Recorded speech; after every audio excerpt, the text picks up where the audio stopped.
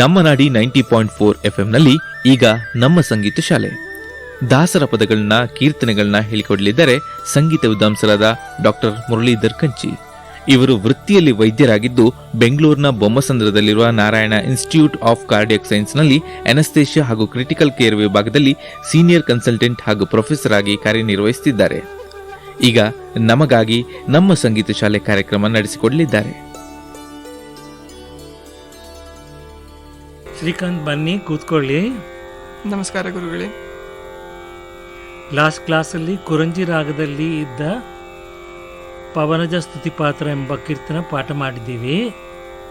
ನೀವು ಮನೆಯಲ್ಲಿ ಪ್ರಾಕ್ಟೀಸ್ ಮಾಡಿದ್ದೀರಾ? ಹಾಡಿ ತೋರಿಸಿ. 4 ಚರಣಗಳು ಆಗಿದೆ. ಹಾಡಿ ತೋರಿಸಿ. ಸರಿ.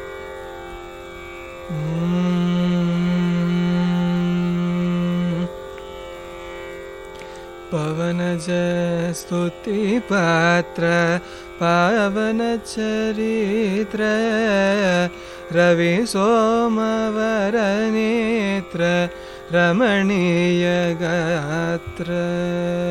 ಪವನಜ ಸ್ತುತಿ ಪಾತ್ರ ಪಾವನ ಚರಿತ್ರ ರವಿ ಸೋಮವರ ನೇತ್ರ ರಮಣೀಯ ಗಾತ್ರ. ಸೀತಾ ಕಲ್ಯಾಣ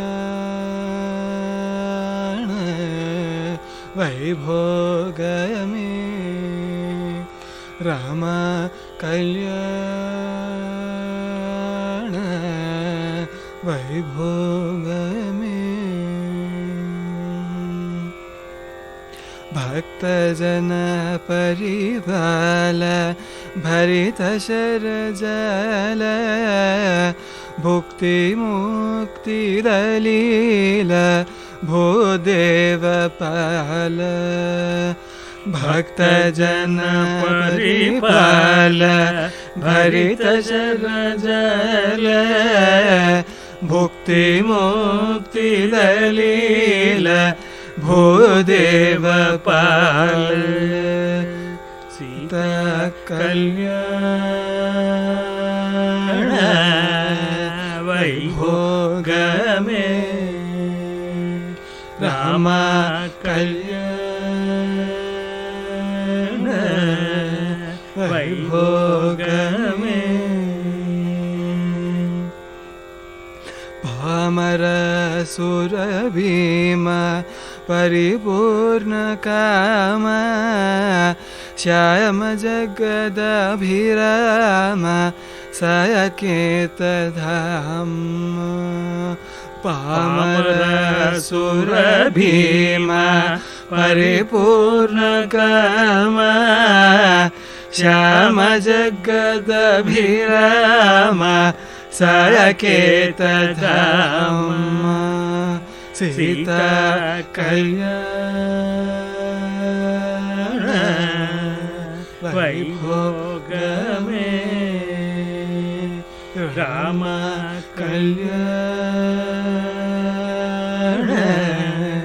ವೈಭೋಗಮೇ. ಸರ್ವಲೋಕಾಧಾರ ಸಮರೈಕ ವೀರ ಗರ್ವಮಾನಸ ದೂರ ಕನಕಾಖಧೀರ. ಸರ್ವಲೋಕಾಧಾರ ಸಮರೈಕ ವೀರ ಗರ್ವಮಾನಸ ದೂರ ಕನಕಾಖಧೀರ. ಸೀತಾ ಕಲ್ಯಾಣ ವೈಭೋಗಮೇ ರಾಮ ಕಲ್ಯಾಣ ವೈಭೋಗಮೇ.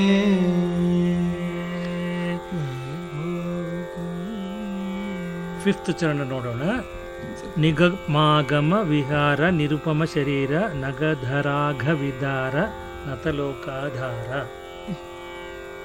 ನಿಗಮ ಗಮ ವಿಹಾರ ನಿಗಮ ಗಮ ವಿಹಾರ ನಿರುಪಮ ಶರೀರ ನಿರುಪಮ ಶರೀರ ನಗದರ ಘವಿದಾರ ನಗಧರ ಗವಿಧಾರ ನತಲೋಕಧಾರ ನತಲೋಕಧಾರ ನಿಗಮ ಗಮ ವಿಹಾರ ನಿಗಮ ಗಮ ವಿಹಾರ ನಿರುಪಮ ಶರೀರ ನಿರುಪಮ ಶರೀರ ನಗದರ ಘವಿದಾರ ನಗಧರ ಗವಿಧಾರ ನತಲೋಕಧಾರ ನತಲೋಕಧಾರ ನಿಗಮ ಗಮ ವಿಹಾರ ನಿರುಪಮ ಶರೀರ ನಿರುಪಮ ಗಮ ನಿಗಮ ಗಮ ವಿಹಾರ ನಿಗಮ ಗಮ ವಿಹಾರ ನಿರುಪಮ ಶರೀರ ನಗಧರ ಗವಿಧಾರ ನತಲೋಕಧಾರ ನತಲೋಕಧಾರ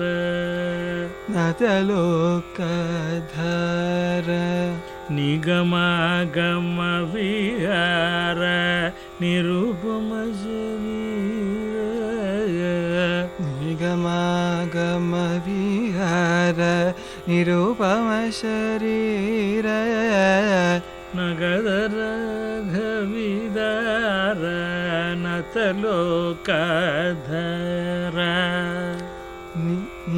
ನಗಧರ ಗವಿಧಾರ ನತಲೋಕಧಾರ ನಿಗಮ ಗಮ ವಿಹಾರ ನಿರುಪಮ ಶರೀರ ನಗದರ ಘವಿದಾರ ನತಲೋಕಧಾರ ನಿಗಮ ನಿಗಮ ಗಮ ವಿಹಾರ ನಿಗಮ ಗಮ ವಿಹಾರ ನಿರುಪಮ ಶರೀರ ನಗಧರ ಗವಿಧಾರ ನತಲೋಕಧಾರ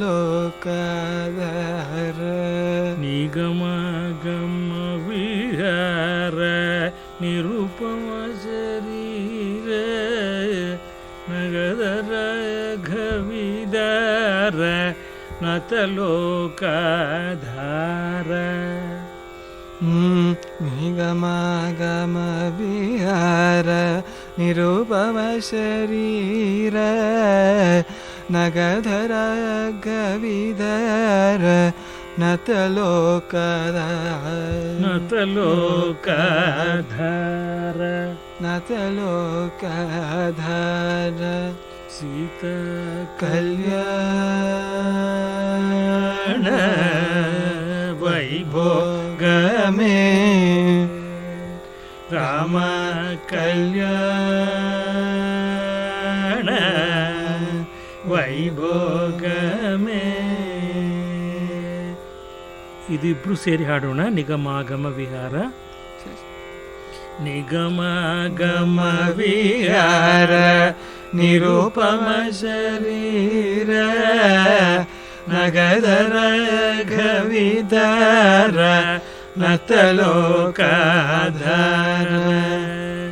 ನಿಗಮ ಗಮ ವಿಹಾರ ನಿರುಪಮ ಶರೀರ ನಗಧರ ಘವಿಧಾರ ನತಲೋಕಧಾರ ಸೀತಾ ಕಲ್ಯಾಣ ವೈಭೋಗಮೇ ರಾಮ ಕಲ್ಯಾಣ ವೈಭೋಗಮೇ.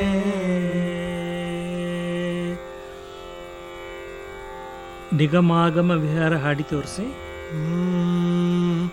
ನಿಗಮಾಗಮ ವಿಹಾರ ನಿರುಪಮ ಶರೀರ ನಗಧರ ಗವಿಧರ ನತಲೋಕಧರ ಸೀತಾ ಕಲ್ಯಾಣ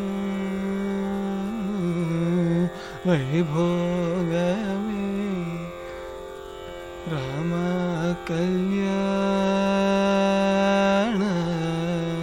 ವೈಭೋಗಮೇ. ಇದು ಕ್ಲಿಯರ್ ಆಗಿದೇನ್ರಿ? ಹೌದು ಸರ್. 6ನೇ ಚರಣ ನೋಡೋಣ, ಲಾಸ್ಟ್ ಚರಣ ಅದು. ಪರಮೇಶನು ತಗೀತ ಭವ ಜಲಧಿಪೋತ ಪರಮೇಶನು ತಗೀತ ಭವ ಜಲಧಿಪೋತ ತರಣಿ ಕುಲ ಸಂಜಾತ ತ್ಯಾಗರಾಜನುತ ತರಣಿ ಕುಲ ಸಂಜಾತ ತ್ಯಾಗರಾಜನುತ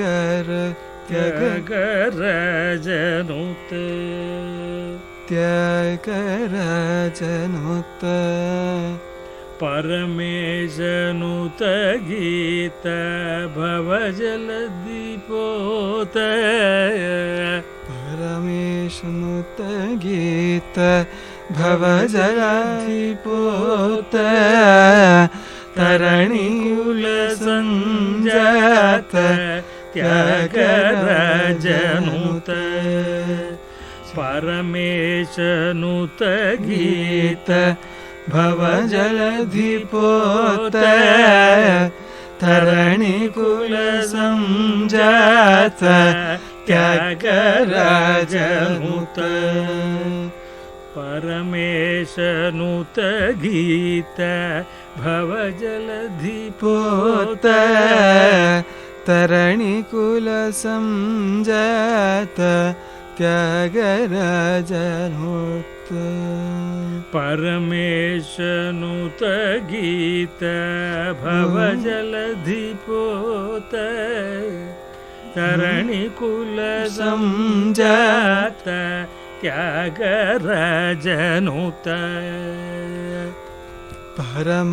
ಪರಮೇಶನುತ ಗೀತ ಭವ ಜಲಧಿಪೋತ ತರಣಿ ಕುಲ ಸಂಜಾತ ತ್ಯಾಗರಾಜನುತ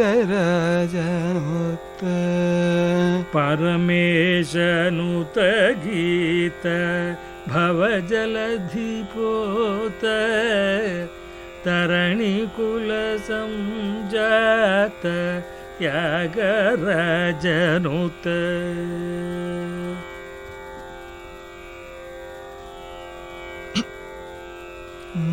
ಪರಮೇಶನುತ ಗೀತ ಪರಮೇಶನುತ ಗೀತ ಭವ ಜಲಧಿಪೋತ ತರಣಿ ಕುಲ ಸಂಜಾತ ತ್ಯಾಗರಾಜನುತ. ಇದು ಒಟ್ಟಿಗೆ ಹಾಡೋಣ. 5ನೇ ಚರಣ 6ನೇ ಚರಣ. ನಿಗಮಾಗಮ ವಿಹಾರ ನಿರುಪಮ ಶರೀರ ನಗಧರ ಗವಿಧರ ನತಲೋಕಧರ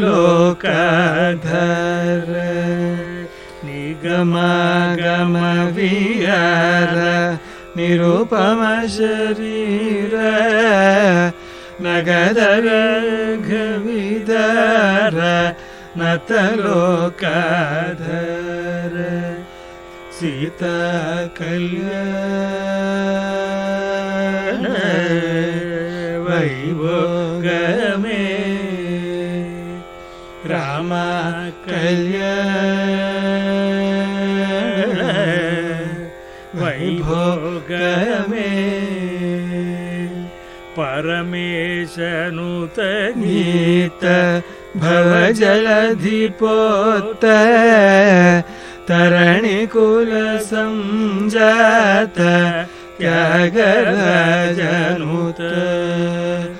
ಪರಮೇಶನುತ ಗೀತ ಭವ ಜಲಧಿ ಪೋತ ತರಣಿ ಕುಲ ಸಂಜಾತ ತ್ಯಾಗರಾಜನೂತ ಸೀತಾ ಕಲ್ಯಾಣ ವೈಭೋಗ ಮೇ ರಾಮ ಕಲ್ಯಾಣ ವೈಭೋಗ ಮೇ ವೈಭೋಗ ಮೇ ವೈಭೋಗ ಮೇ.